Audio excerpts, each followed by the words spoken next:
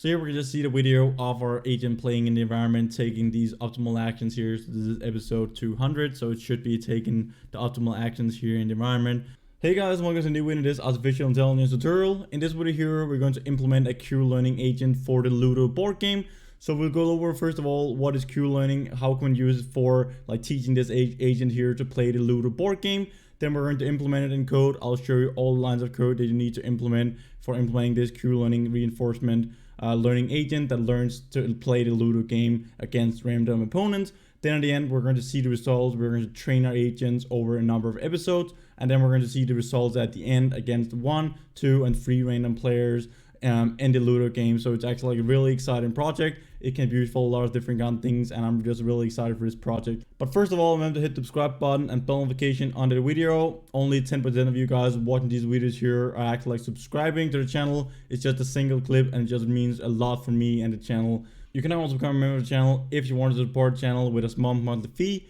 Everything will go to create more and better quality content here on the channel. Also, if you're a member of the channel, I can help you out in your own projects if you have some problems and so on. I can help you out, give some guidance if you're a member of the channel. So thank you guys. So first of all here, we're just going to have a couple of slides where I'm going to go over the Ludo board game that we're going to implement our agent on. So this will be our state space representation of the environment that we're going to teach our agent to play. So first of all, we're just going to look at Ludo board game here. Then I'll talk a bit about like Q-learning, how we can use Q-learning for reinforcement learning, where we have this agent interacting with the environment, getting reward for taking good actions, and so on. Then we're going to see the final results for this Q-learning agent that we have implemented at the end. And then we'll jump into the code, implement the whole code for this reinforcement learning agent. You will see the results at the end of the video here. So it's a really nice and exciting project. This is one of the most exciting projects I've done here on the channel because it's just like really large. It can be used for a lot of different kind of things. I've been talking about like Q-learning, reinforcement learning, artificial intelligence, and so on. But now we actually create a really nice and actually like a pretty huge project here for this state representation here. You can also play like, for example, like chess, or you can play Go or something like that by implementing the same techniques here as in this Q-learning tutorial here that we're going to run through. So here we can see the Ludo board game that we're going to implement our Q-learning agent on. So this will be our environment for our reinforcement learning agent.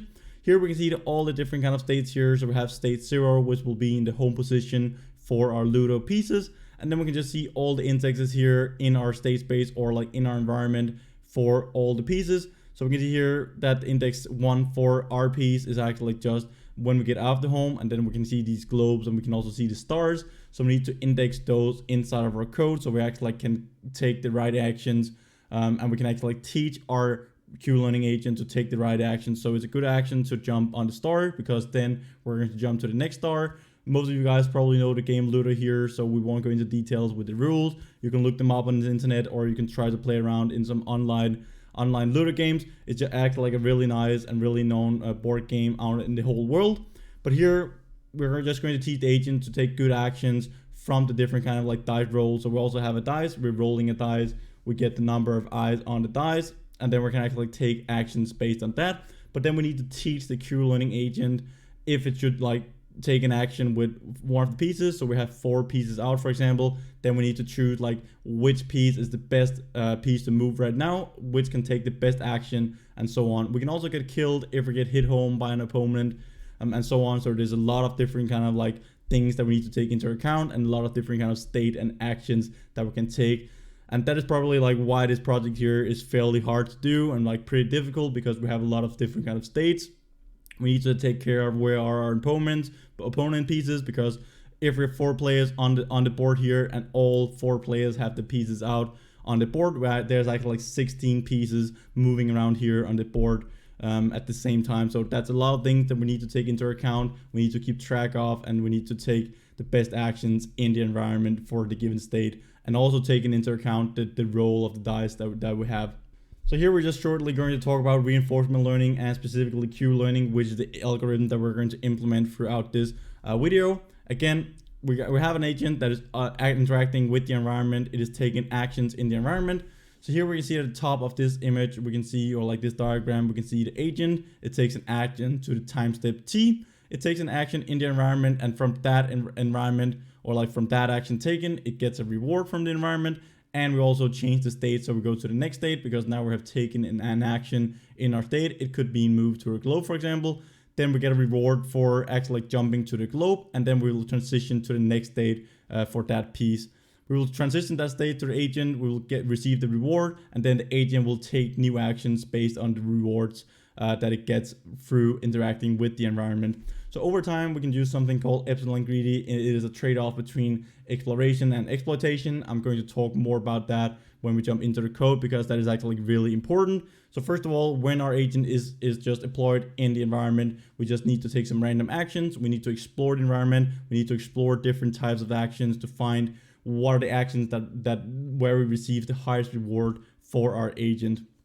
Then we're walking around and we're interacting with the environment. We can explore like less and less over time, so we can actually like exploit what we have learned. So we have this epsilon greedy that will decay over the number of episodes that our agent is training on. So this is actually like we're starting off taking random actions, and then over time we're more exploiting what we've already learned. So we're taking the more optimal actions instead of just taking random actions when we actually like learn with our agent. Down here at the bottom, you can see the equation for the Q learning algorithm that we're going to implement. So here we can see the new Q value for the current state action pair. So we're talking about state action pairs when we're going to implement Q learning here in the code, because we actually like have a state and then we have a number of actions for that state, which is a state action pair. And for this current state, we're taking an action, and then this Q new value here would be the value that we're updating our Q table with. So our Q table is basically just a lookup table where we can see all the Q values that we've learned throughout like interacting with the environment and learning over the number of episodes. And then we can basically just in Q learning, we can just go in, take the max, like the action in a current state that like gets the reward, like the highest reward for our agent. So to update that, we're taking the old Q value in the current state and action pair. Then we have a learning rate, which we're going to talk more about. Like all these are hyperparameters that we can tune when we're going to tune our agent as well.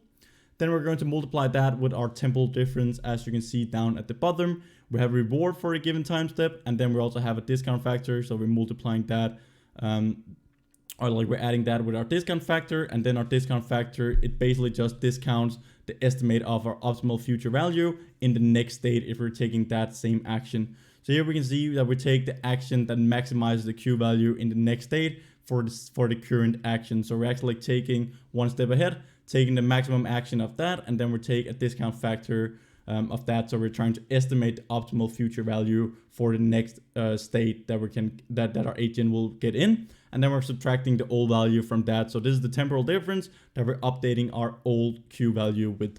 So this is the last slide before we're going to jump into the code and see the actual like, implementation of this Q learning agent learning to play the Ludo board game. So these are the results. We can see that we get a really fairly high, nice average win rate against these different kind of like number of opponents.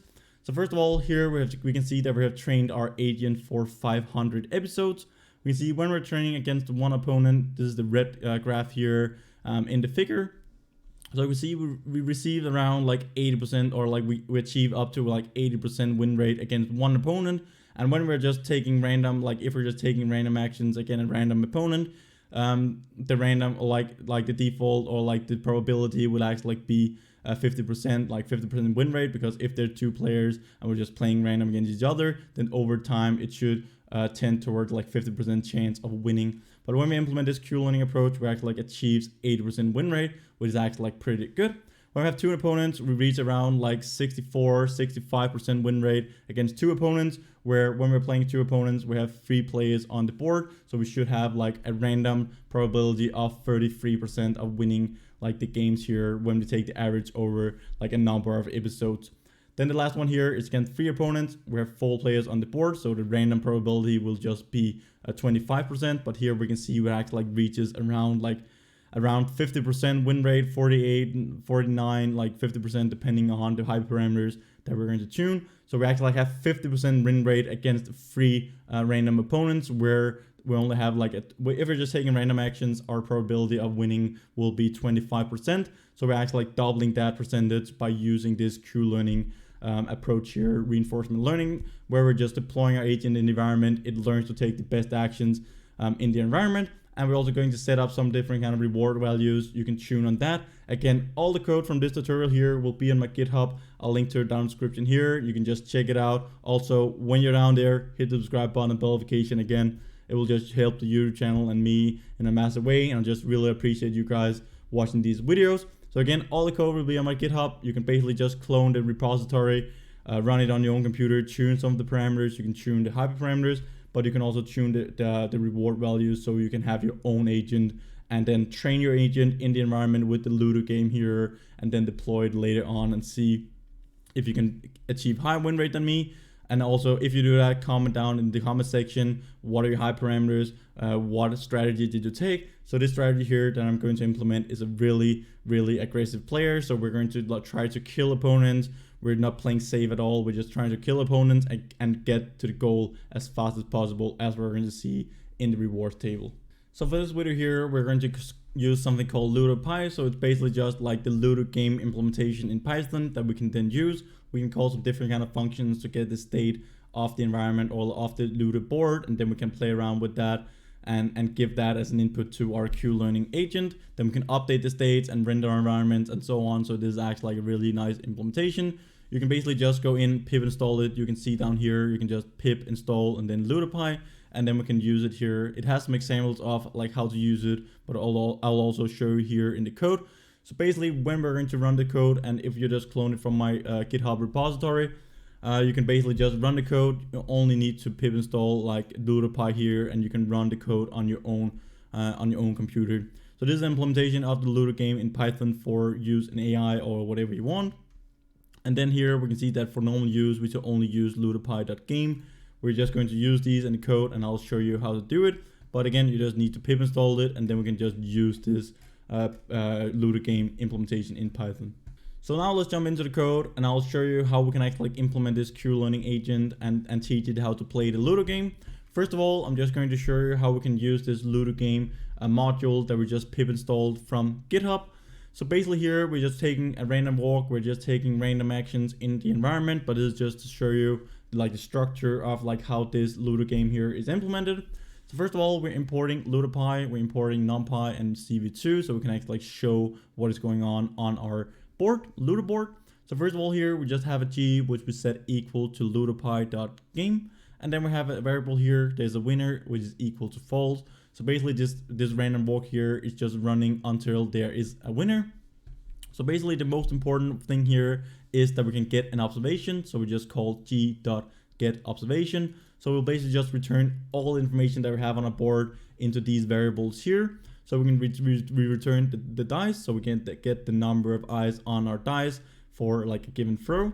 Then we have move pieces, like the pieces that we're able to move. So let's say we have like one piece out on the board and 3 in the home. Then we actually like only have one piece that we can move. We can see the player pieces here, the enemy pieces. Where are the enemy pieces on the board? We need that information to actually like be able to take the best actions so we won't get killed and so on. It also returns if a player is a winner and also if there's a winner of the game. So here it returns which player won the game, and here if it's just a winner. So if there's a winner, we'll just close it for a while loop here and we'll go out of scope and we'll just terminate the program. We can also get the player index here. So player underscore I, which will be the player index. So we know which turn it is, which player turn it is when we're actually playing the Ludo game. Then we can go down, check if length of moves here. So if we're actually able to move some pieces, then we go down here and then we just take a random integer inside of these moved pieces. So this will return these different kind of indexes or the actions that is possible to take on the board. Then we just take a random integer between 0 and the length of moved pieces. So again, this is just a random walk where we're walking around like taking random actions in the environment. So this is the exact same thing that we're going to do when we're going to explore the environment with this epsilon greedy trade-off as we're going to implement. Else, if there's no pieces to move here, we just have this equal to -1. And then down here, we can then answer the observation with the piece to move. So here we just get the state of the game. Then we choose which action to take. And then we actually take the action in the environment with this g.answer_observation. And then we will return if there's a winner here again. We can also go in, render the environment, which will just return the board or like a matrix or like an image of our board. and then we can just use imshow here from OpenCV to actually like display what is going on our board. Then we can have a wait key here just to see, like, so we just hit a key every time we want to take a new move in the environment. We're just going to run the program here first of all, so you guys can see what we're actually going to work with. So this is the board that I also showed you in the slides. So here we can see the first time, so here we can see round 1, and we have the dice here, the number of eyes on the dice, which is 2 in this case. Then when I hit keys here on the keyboard, we would like to like take a new action and throw the dice again to get a new roll. So here we can see we get 2, 4, and we need a 6 to get out of the home position. So here we're just playing against like 4 random players here. We're just taking random actions for all the players. But here we can see we get a 6 here. Again, we're just taking random actions. So we haven't learned anything yet, but this is just how the game works. So if you just keep track of the guy down here with the green one, it just moves a single, like a single square here, because it just has a 1 here on the dice. And then we can just keep moving on. It's just taking random actions. But the objective of using this Q learning approach is that we teach our agent to take optimal actions instead of just taking random actions for one of the pieces that we have out on the board. So let's say when we have 4 pieces out on the board, like if you only have 1 piece out of the board, it's kind of like just taking random actions because you can only move 1 piece and you have to make your move. But if you have 4 pieces out on the board, there's actually like a lot of different kind of things that you need to take into account, and you need to have a really good overview of what piece is actually like the best piece to take and what is the best action to take for that specific piece. So here we're just going to terminate the program again. This is just to show you how it works, and here we're just taking random walks. So let's now jump into the code here. I'm just inside the main file here, and we also have a couple of other different kind of files that implements the classes for our queue table, our player, our state representation of our environment, and also our action table for the rewards and so on. So you can see the structure over here to the left. You can also get all these files from our GitHub again, but we can see the file structure over here to the left. We have our main file, we have our player, we have a queue table, state space representation, and action table. First of all, here we will just start inside of our main loop because that is the first thing that we're going to do. We're just going to take like what are the steps that we're taking inside of our main function, because this main function acts like calls, or like this main file here just calls all the different kind of like classes and methods inside those classes to implement the Q learning agent. So here we're just going to zoom in a bit so you guys can better see what is going on. First of all, we're just going to have some moving averages for the win rate later on. We also have an epsilon decay, so we can act like this decay our epsilon value later on. So we're only like taking random actions at the start when we're teaching our agent to play the Ludo game, and then later on we're more exploiting the environment. So this is how we can determine the trade-off between exploitation and exploration, which is the epsilon greedy. Again, right now we're just seeing how this Q learning agent is implemented. If you want to know more details about Q learning, epsilon greedy, like what epsilon greedy means, what does the decay rate mean, the learning rate, the gamma value, and so on, definitely make sure to check out my other videos here on the channel about Q learning. We go way more into details about all these things, but this is just a project where we use that information to create this really nice Q learning agent playing the Ludo game in this like kind of big environment, which is really hard to set up. So again, here we just have a function start teaching the agent. We take in the number of episodes, the number of players that we want to play against. We also have our epsilon value, which is our epsilon greedy value to determine if we're going to exploit or if we're going to explore the environment. We also have a decay rate, so if we're decaying over time, as I just talked about. We also have a learning rate for our Q learning value when we update our Q value, and we also have a gamma value here as you saw in the slide. So our gamma value here will be our discount factor. Then we just have some housekeeping variables for our win rate here. So we just have list where we're going to append the winner to, so we can see what players actually won and if our Q learning agent here, if the winning average is actually like increasing or decreasing when we're teaching our agent here to play the Ludo game. We also have an epsilon list, we have an index of the player, and then we just have a variable here counting up if our implemented AI player won the game. Then we also have a win rate list and max expected return. We're probably not going to use that right now. Here we're just going to work with AI player winning rate. So if the number of players is equal to 4, 3, or else here, we can actually like just ghost some players inside of our game. But here we're just going to initialize our game as we did in the random walk. So we have G equals to ludopy.game. So this is the game method or like class that we're going to use. And then we're just going to ghost 0 players. So here we're just playing with all players in the environment. So we have our agent, and then we have 3 random opponents on our Ludo board when we're actually going to play. Then we're going to initialize our AI player here, which is the and Q-learning agent class that we're implemented.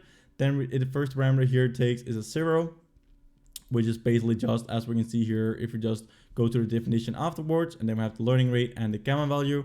So here we can see if we just go to the definition, first of all, we need to import like the AI player index, which is 0. So when we get an observation from our environment, this is actually like just AI player index. We have a gamma value and we have our learning rate. So inside our player file here, we can go inside and get our Q-learning agent, which will just inherit from our state space representation. So our Q-learning agent actually needs to know about our state space, so the state space or like the environment that it is interacting with. So here we're just going to have our Q-learning, a state, and our action set equal to 0 at the start. So when we're going to initialize our Q-learning agent class here, or an instance of that class, then first of all, we're going to set up our Q-learning, which will be our rewards table. And our rewards table will be the length of our state. So we have states in the rows, and then we will have our actions in the columns in our rewards matrix, as we're going to see when we go into the reward matrix definition. Then we're just going to set our AI player index equal to the AI player index that we initialize our instance or our Q-learning agent with. Then we have an update function here, which basically just goes in, get an action from the action table, choose the next action, and then get the actual like piece to move. And then we're basically just updating our state and actions as we're going to see, and then we'll just return our piece to move. So this is basically just our agent here. We're taking an update, so we're taking an action in the environment, and then we also get a reward down here at the bottom. So we have all the players in the environment, and then we have the pieces to move. So this function update up here, we will turn the pieces to move, and then we will actually pass that into our reward functions. And then we can actually go down here and get the possible actions. We have the new Q table, which is equal to another number to number. So just go inside, take the whole action table here, and that will be our new action table. And then our Q learning here dot reward, we can go in, set the state, the new action table, and the state that we're taking. So this is basically just when we're calling this update function here up at the top. So this Q-learning agent here is actually just for updating these things inside of the other like rewards here and so on is actually like the real implementation and inside the actions and state. So basically here we just have our Q-learning agent with an update function or like update method, and also a reward method to receive the reward by taking actions in the environment. So now we should go inside our reward here so we can actually like see the definition of this one. So this will be our Q table. Then we have a class implemented named rewards. We set our rewards table equal to numpy.zeros, and then it will just be the length of the actions. So we just have a single reward for all the possible actions that we are able to take. And then we will have like actions for each of the states that we can be in. So basically I'll just show you down here at the bottom the different kind of like actions that we can take. So here we're just going to go into the state space so we can see a representation of like how do we define the environment, how do we define the Ludo board game here for a Q-learning agent. So this is actually like the main idea behind how we can keep an overview over this like really complex problem, or like this really complex state space representation that we need to set up. So we have different kind of states that we can set in, like that we can be in for all the individual pieces on our board game. So we'll have 4 pieces. Each of those pieces can be in these 3 states. So we can be in a home state, and here we can see that the state in which the token is home, which is also the starting position. Then we can be in a safe state. So this is the state which the token has reached the goal. So if we're already inside the goal, or like if we're on the globe, on the board or something like that, where we can't be killed, then we'll be in the safe state. And we can also be in an unsafe state, and that is if our token is not safe. Here, like we should actually delete this. So this unsafe state is actually like when our agent is in a state where it can be killed by another opponent, or like if it's not on the globe or something like that, or in the goal zone. Then we can also take a number of actions. So for each of these states, we have all these different kind of actions. So in our home state, we can move out the token of the start. We can also move the dice. So we're just going to move the eyes of the dice that we have rolled. Then we can also be in a goal state, or like we can take the goal action, so we move into the goal position. We can jump to a star, like move to a star, which will jump forward for the piece. Then we can also take the globe, so we can move to a save point. We can protect, we can move to the same position as another token or like another piece is. So we can act like if two pieces are at the same location, then it is act like in the save state as well. We can also kill, so we can kill another player on the board and we can send those pieces home. We can also die here, so if we move into a field where there's an opponent that has two pieces or more, or if the pieces act like, or the opponent's pieces are on a globe and we move into that field or into that position, then we will also die. So the die action is actually like also a variable. And then we have our goal zone here, which is just an action to move into the actual like goal zone of the game. So these are the possible actions that we can take. We can see there we have 1, 2, 3, 4, 5, 6, 7, 8, 9 actions that we're able to take. And then we're just going to set up those actions for each of the individual states that we set up here in our state class. So we'll have all the actions for the home state, our save state, and our unsafe state. So now we can use our states and also our actions to set up the state-based representation. So we're implementing this state-based class. First of all, we need to set up the quarter game size here, which is equal to 13. And then we need to put in all the indexes of the star positions on our board. So these indexes are just the same indexes as I showed you in the slides in the start of the video. We also have the globe positions global here. So these are indexes for the globes. And we also have the local ones here, which is act like just the globe when we move out of the home position for our piece. Then we also have globe positions, enemy local. We also have some danger positions. So this is act like the positions of our opponent's globes. We have local player position, which is just like we're just initializing these player instances. And we also have some global player positions, so we can actually like keep track of where are our opponents on the board as well. So we need to take that into account. Then we can initialize our action table for a player. So again, we're just going to initialize an action table, which are basically just like, first of all, our action table, as we're going to see when we go inside the action table class, which will just be the length of our states and our actions. So we basically just have our actions down in the rows, and then like the states in our rows, and then our actions in the columns. So if you just go in here and see the definition of this one, then we're just going to initialize it here with all the states and all the possible actions for our agent to be in. Then we just set those states and actions here for our class. Then we can set a state. We can also get the action table. We can get the pieces to move. So this is the exact same thing as we did in the random walk. Then we can also reset here. So we can reset our action table, or like we can reset our piece to move. So we basically just set all these states and actions here equal to not a number. So we're basically just resetting our action table and the pieces to move.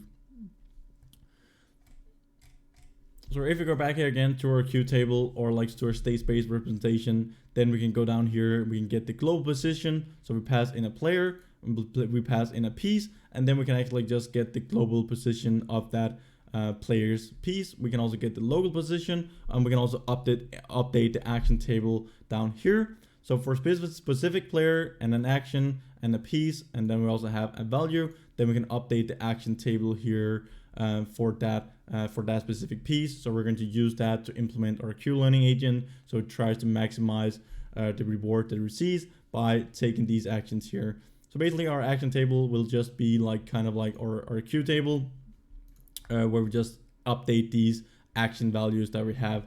So we can also update the player positions. So we basically just have all the players that we pass in, and then we just have a for loop running through all the players. So for each of the players, we're basically just going inside all the pieces for that specific player. So let's just take one player, then we're going through all those all that player's pieces, and if the piece is equal to 0, then here we just set our global player position equal to 0. So we actually like add the start position, and we can also set it here equal to 59, which is if we're in the goal position, and down here the else if we're not in the start, and if we're not in the goal, then we just set it down here equal to our quarter game size dot index players. So we actually like start with the quarter game size, which is 13, where if we take the 14th element, that will be our the next player index. So here that is why we're taking the player index and multiplying that with the quarter game size. So we actually like have the global player position of all the pieces for all the players, and then we're basically just updating it with that. We do that for all the players and all the pieces on the board, so we are able to update the player position, and we can then have the information about all the global player positions for all the players and all the pieces on our board. We can also get the global positions. So up here, we're basically just updating the player positions, and then down here, we're just returning the values that we set up here at the top.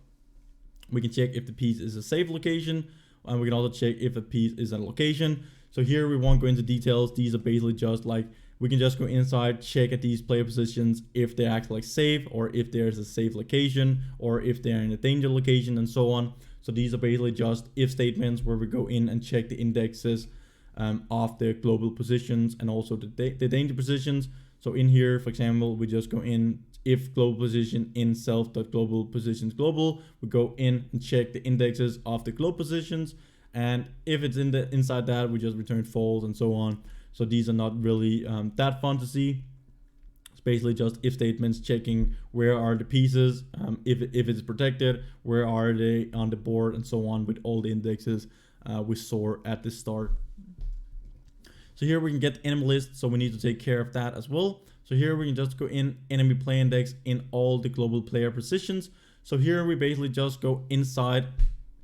We basically just go inside all the enemies player indexes, and then we just see if we can actually get we just get the position of all the enemy positions of those pieces, and then basically we're just going to return our kill list, die list, and our enemy list, so we can basically take care of if we're going to get killed, if we're going to die, and so on, like where are the other pieces on the board. So we're not taking an action where we actually jump to a state where an enemy piece is at, because then we will die, or if the other player is like right behind us, then we won't get killed, and so on. So we need to implement this get enemy list for a specific player, so we can actually keep track of where are the enemy pieces on the board. Then down here, we can just get the target player state, we can set player state, update and move out action, and so on. So these are not like really a fun thing to watch. So these are just all actions that we can take. So basically this is just like how we can update an action.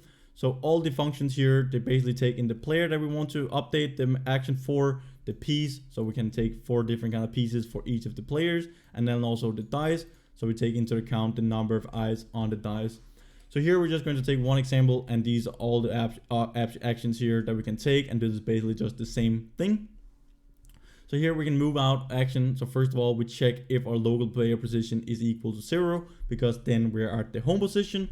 And then we check if the dice is equal to 6, because if the dice is equal to 6 and we're in home position for our piece, then we can actually just go inside the next state, which will be get target player state. We pass in the player, the piece, and the dice, and then we get the value for that state. And then we can just go inside here in the enemy list, and then we can just get the global position of our player. And then basically we're just going to update our action table by this home kill value. And else, if this is not true up here, then we can just move out. So if we're at 0, and we have 6 here, and the global player position of a player is in our globe when we move out, so there's a globe right in front of our like when we move out, there's a globe. So if there's a player in that position, then we're actually going to take a kill action.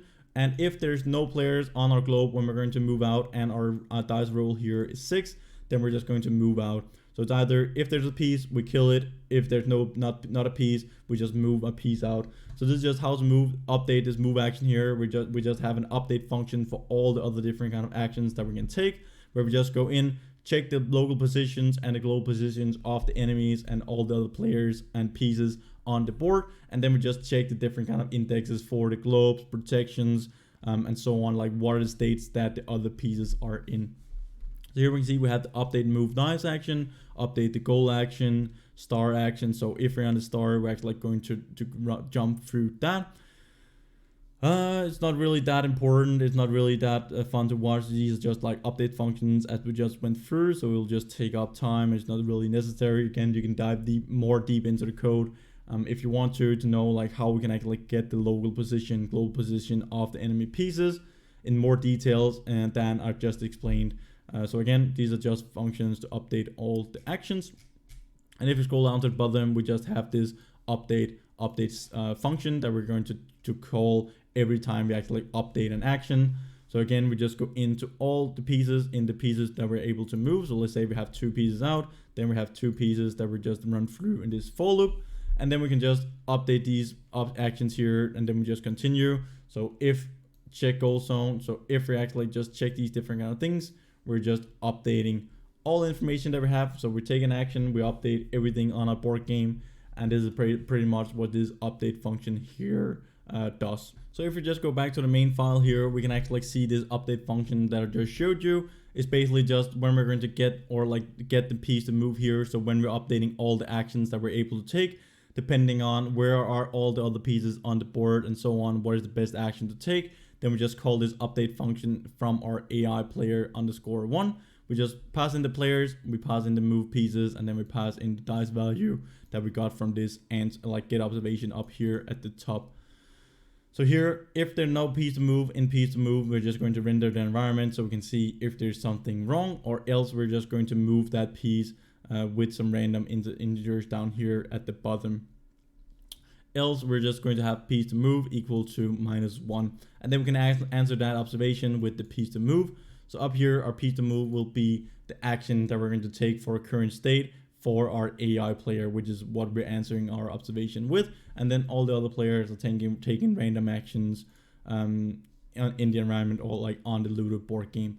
So this is basically everything that we need inside of a while loop or our main function. So this is similar to the random walk. So the only difference is basically just that we have this update function for our AI player, and then all the rest here is pretty much the same. We're also displaying the board here down at the bottom, and then down here we're just updating some different kind of epsilon values, and also our if our AI play are winning, we're just appending that value to a variable, or we're just incrementing that variable and appending it to a list, so we can take the average over time, so we can actually see what is the win rate of our implemented Q-learning agent. So this is what all of these things here does, and it prints out the results, and then we can just plot it down at the bottom here with matplotlib. So the most important thing for this Q-learning implementation here is actually the Q table for our rewards. So our rewards class here is actually just an implementation of our Q table, which is basically this lookup table that I talked about in the beginning, where our agent, it just goes inside this lookup table, take the maximum value if it's exploring the environment.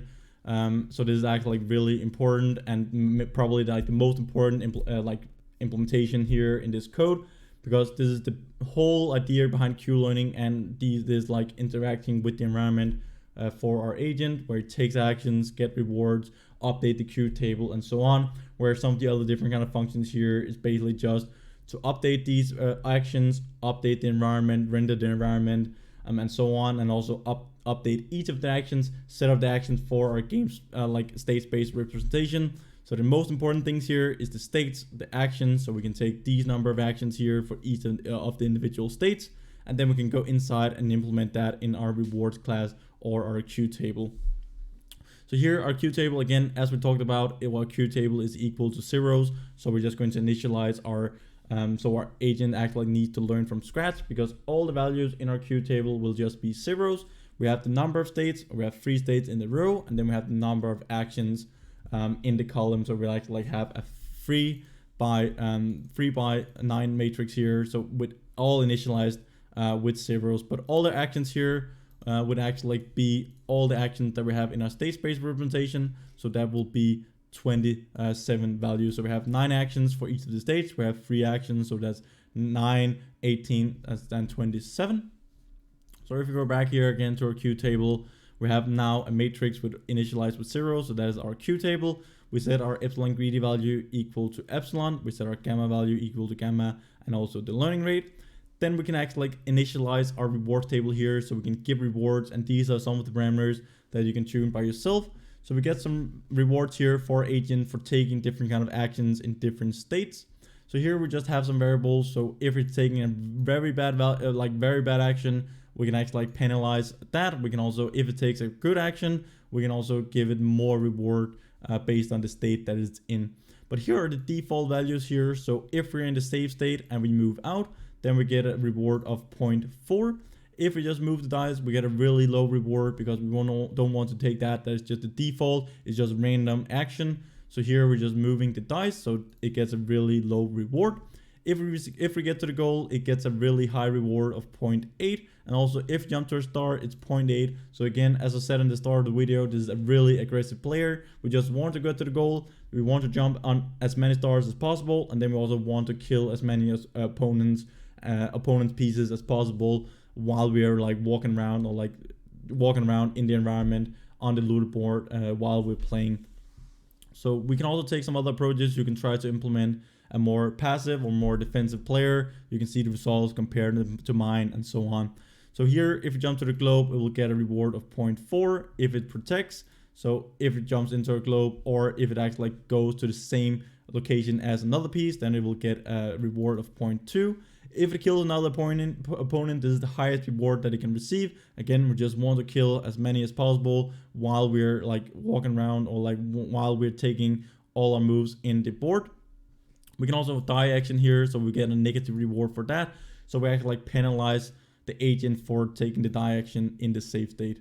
Then we can also, if we go into the gold zone and not into the gold, but only into the gold zone, we also get a reward of 0.2. So down here at the bottom, now we're in the safe state. So these are just all the default values or all the default rewards for the safe state. Then if we're in the unsafe state, the actions actually like depend on, like sometimes it is better to take some actions depending on the state. So for example here, if I just scroll a bit over here to the right so you can better see what is going on. So here, if we're in an unsafe state and we choose to move out, so if one of our pieces is in an unsafe state and we try to move out, then we actually like penalize it with this bad value over here to the right. So we multiply that, or like we add that bad value, which is a negative. So we just penalize the robot or like the agent even more, because if we're already in an unsafe state and we try to move out, then it's just a really bad action to take. Because if we're in an unsafe state, maybe it would be better to actually like get into a globe, or like maybe try to kill another opponent or something like that. If we're in an unsafe state, maybe if we're in the safe state, it is better, like if all pieces in a safe state, then it's maybe better to just like then it's maybe better to move out a piece if we have a piece in the home position. But if we have a piece in the unsafe state, we don't want to move out, we don't want to move the dice here, we don't want to jump to the star, globe, and so on. But here we can just see like maybe we could have like some good values for getting into the globe, so maybe we could have good here instead. And also to protect, it will also be good to protect when we're in an unsafe state. If we kill, it will actually like also be good. So here, if we kill an opponent while being in an unsafe state, that is also a good action to take. But if we die, if we're both in an unsafe state, but we also choose to jump into another location where we die, this is actually very bad. So we penalize the agent even more. If we move in the ghost zone, it will also be a good action to take. So we can also give it a higher reward value for taking that action in the unsafe state, and also the goal here. So if we reach into the goal in an unsafe state, that will also be a good action to take. So down here, if we're in home position, it's really bad to just move out. Like it's very good to move out, because if our piece is in a home position, we can't do anything else. We just want to move out. We don't want to move the dice, jump to a star, globe, and so on. So if we're in a home position with our piece, the best action to take is actually just to move out. So we just increase the value here for the reward value with very good, and all the other values here, all the other actions are penalized with this very bad value for our home state. Then we can go over here and update our epsilon value. So this is the epsilon value that we actually calculate out in the main function. So if we just go back to that one, we just have our epsilon decay here. We pass in the epsilon value, the decay rate, and then the number of episodes. And then we can just have an exponential decay of our epsilon values. So in the start of the program, or like in the start of number of episodes, we will explore the environment more. We will take some more random actions so we can figure out what are the best actions to take in the environment. And then over the number of episodes, we will act like decay our epsilon value. So we will exploit more what we have learned. So we will more often take the action which returns the highest Q value or the highest reward for our agent. So if you just go down here at the bottom, so basically here we're just updating our epsilon value. So here we just pass in our epsilon decay rate, and the episode that we're currently at. Then we have our new epsilon after decay, and then we're just updating our epsilon value with that inside of our Q table here. So this is basically just what this function here does. Then we can get the state action of array. We won't go into details with that, but this is basically just like if we're going to take like a random index or like the state and the action. So this is basically just get the state action pair of an array. So we pass in a value for our Q table, or like a value here for action, and then we also pass in the array. So we just go inside the array, and then we take the state action, or like that action and state with the highest Q value, so we can actually return that. So this is basically just getting our state action pair from an array, and our array would often be our Q table or like our action table, where we can choose the actions from depending on like a given a state that we're in. So then we're going to have our choose next function, or like choose next action function. We pass in the player, so the player that we want to take the action with, and then we pass in the action table, so the possible actions that we can take for a state. So here we have all the different kind of options. So we're going to take the Q table and our action table, and then we're going to multiply with that, so we get the Q table options. Because if we have all the pieces in our home position, then we can't really be in a safe state or like in an unsafe state. So that will not be options from our Q table. So that's why we're going to multiply our Q table with our actions table to actually just like fire those actions that are possible for the given state here that we're in our Q table. Then here we can actually just take a random action. So if a value here between 0 and 1, we're taking a random value between 0 and 1. And if that is less than epsilon greedy here, we can actually go down and take a random action. And then we just pass in this random value here and from our action table. So just take a random action from our action table, and then we're going to return the state and also the action from our action table. And else, if this value here is greater than epsilon greedy, then we're going to exploit what we have already learned. So we're going to take our max value here inside of our Q table options. So we go inside our Q table, and then we just take the maximum value in our Q table. So that maximum value, we go inside and get the state action from our Q table options. So this is basically just going inside our lookup table, our lookup Q table, take the maximum value, take the action that returns the highest maximum, like the highest Q value, and therefore like the highest reward for taking that action for a specific state. And then we can basically just go down here and return that state and action. So we're taking a random action here, and here we're exploring the environment, and then down here we're exploiting what we have already learned for our agent. We're returning that state action, so we can actually update that later on.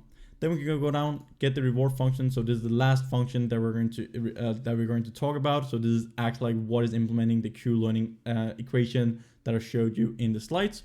So first of all, here we're just going to have our reward. We pass in the state, we pass in our new action table, and then we also pass in the action. So this is what this function up here returns. We will actually just pass that through this reward function here inside of our player file, as I showed you in the start, where we had this like update values and these super methods here that just keep running over and over again. So here we have our state and our action. We can go down, take the Q learning equation. So here we're just going to take a reward. So we go inside our reward table, and then we just take that reward for the given action. So we take an action, and then we get the reward for that action taken. That will be our reward variable over here to the left. Then we can estimate the optimal future value. So these are exactly just the same like values or like equations and calculations as in the slides and in the Q learning equation that I showed you. So we're going to take the maximum value of our Q table, multiply it with our new action table. So we have our action table, the Q table. We take the maximum value of the possible actions that we can take for our current state, or like for the next state. So this is the new action table that we have. And then we just take the maximum value of that, and that will be the estimate of our optimal future value. Then we go inside, get the old Q value. So we go inside our Q table for the current state and the taken action. We get our old Q value. And then our delta Q here will be the value that we're going to update our Q table with for the current state action pair. This is the learning rate multiplied with the reward plus the gamma value, so the discount factor of our estimated optimal future value. And then we're going to subtract that with the old Q value. Then we can just add here the maximum expected reward. We're just going to multiply that, like add that to like our rewards. We're just going to increment that with the maximum expected reward if you want to print out like the maximum expected reward that the agent receives while it's learning and so on. But we won't really use this for this code here.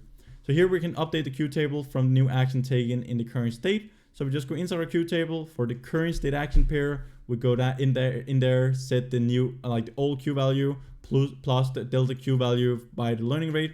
So this is how much we're updating our queue table with for this given state action pair. So now we've pretty much been through all the code that is like the most important code for running this queue learning agent here and teaches how to play the Ludo game. So again, we went through the queue table, our action table, the state-based representation with the different kind of states that the pieces can be in, and also the different kind of actions that it can take for those given states.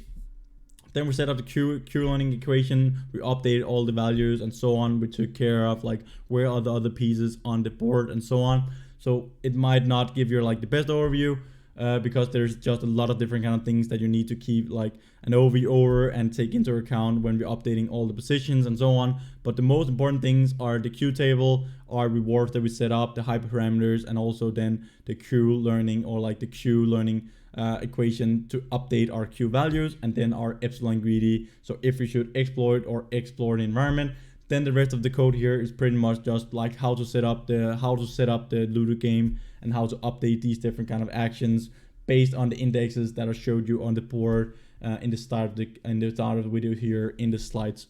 So now we're ready to run the code here and see how good this agent here actually like performs when playing against different kind of like opponents here in the Ludo game.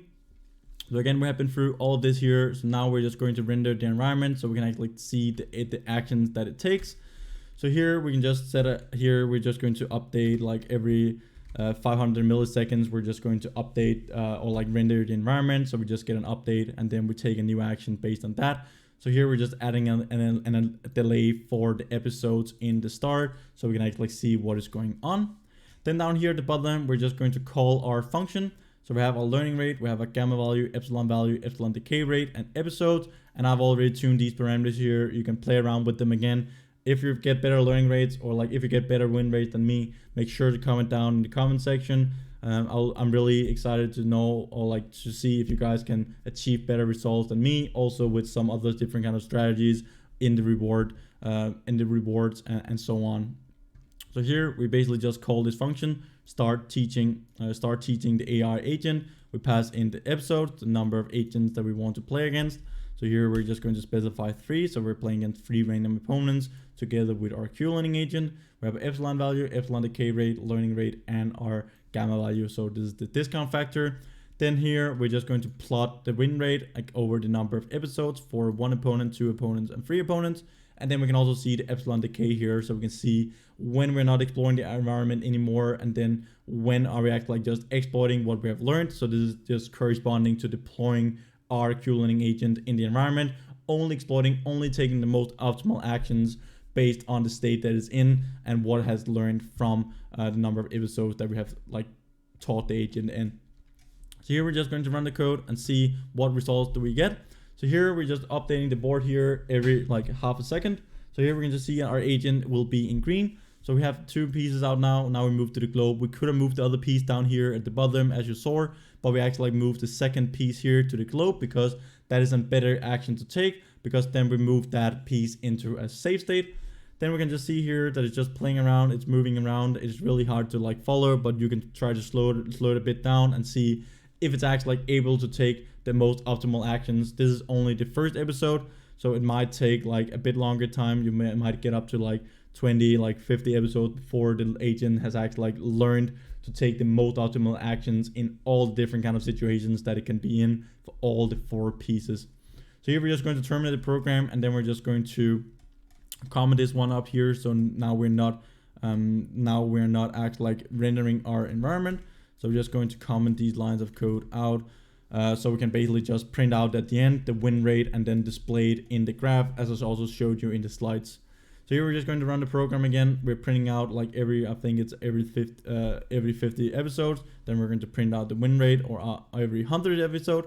So here after 0 episode, we have 0% win rate against 3 opponents. But after 100 episodes, we're already at a 60% win rate. And then it just keeps learning here. Now we're at 200. So now we have a win rate of almost like 58%. And again, this is against 3 players. So this is actually like better than the results that I showed you in the slides. But now we get the plots up here. So this is only against, so this is against 3 opponents. So this legend here is not correct. This is against 3 opponents. But here we can actually see all these different kind of things. So here in the start, we're exploring the environment. We're just taking some random actions, exploring the environment as well. If we just pull up this epsilon greedy chart as well. So this is the decay for our epsilon value. We start at an epsilon value of 0.9, and then we can just see that we're decayed over the number of episodes. So this is based on the episodes and also the decay rate that we have chosen. So we can see after around like 50 and 100 episodes. So after 100 episodes, the agent is only exploiting what I have learned. It is not really taking random actions anymore. So after 100 episodes, it's just taking all the actions, all the optimal actions that it has learned to take while interacting, like during interaction with the environment and so on. We can also see it over here to the left. So the win rate is actually like lower for the first 50 episodes because it is just taking some random actions here and there. So the win rate is low. But when we actually just explore it and take the most optimal actions in the environment, then we can see that we're just really fast. It actually converges really fast here towards like 60% win rate, 58% win rate. Up here we're at like around 60% win rate, 61% win rate. So it's actually like a really nice agent, and now we get even better results compared to the ones I showed you in the slides. That is probably because I tuned some of the reward values in the reward matrix. You can play around with those as well, tune them, comment down under the video here if you get some better results and so on. But this is actually just really nice. We see it converges really nicely here. We can also try again against one opponent. So we can just go down here, specify a 1 here instead of 3. So now we're only playing against one opponent. So the random probability will be 50% win rate, but we should be able to achieve high win rate when our agent actually learns to take the most optimal actions in the environment here. So here we can just see 100 episodes, like after 100 episodes, we're at 77 win rate percent on average. So these are the averages here that we're taking. After 200 episodes, we are at 80% win rate. And then here we can see the graphs again. We can see epsilon greedy. We start with 100% win rate because we just won the first game. But we can see it converges again around like 100, maybe 150 episodes. And we get a win rate around 81% win rate against one opponent, where the random probability would be 50%. So this is actually like a really nice agent here. Again, if you want to save the game here, you can actually like go up here and you can see, say like if episode is equal to 200, you can just take an arbitrary episode, but you can go inside G and then we can just call save his video, and then you can just specify the path or like the name of that file that you want to save, and then you can just have game.mp4 and they will actually like save all the states, and you can actually play a video of your agent playing in the environment, taking actions in the environments and so on, and act like if it wins the game. You can go back, like slow it down. You can see if it actually like takes the optimal actions. If it's you're taking some other actions, you can tune the reward values based on this video here. So basically here, I'm just going to run the code with only like one opponent that we're going to play against, and then we're going to update and render the environment here every second. Thus, so you guys can actually like see how the agent here is taking actions in the environment. Here we took a 6, we move out in the environment. And here we're just going to run this video here for a couple of seconds, maybe like half a minute to a minute. And then you can just see like how this agent here is actually like operating, how it's taking actions in the environment based on where the other opponents are on the board, and also how many pieces is out on the board, and what is the number of eyes on the dice that is rolled for our AI player implemented. So our AI player is the green one here. We can see we have now 3 pieces out on the board. We can see we take some different kind of actions. It goes a bit far, so you can slow down the video if you want to. But here I'm just going to let it run so you can see the actions that our agent takes in the environment.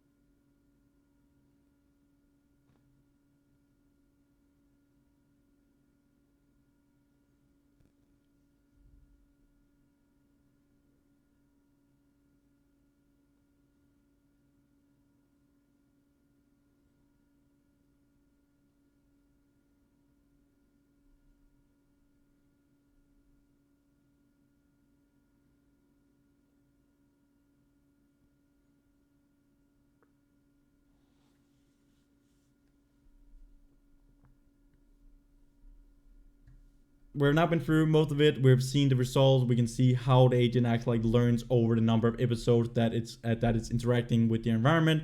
We can see that it's actually like exploring the environment in the start, and then later on it is exploiting by this epsilon greedy trade-off. We've seen the most important implementations with the Q table, the rewards matrices, the players, how we can actually like update these different kind of actions, and also how we can go inside our Q table and get the highest Q value, or like take the action that achieves the highest Q value. And then we also went through some of the other different kind of methods and functions for like updating the states, how we can get the player position of the global player positions of all the other players pieces, and so on. That was really not that fun. Those are not really things like you could play with. You can just play around with the reward values, the hyperparameters, and so on. And then we also went over the Q learning equation, which is also really important implementation of this agent.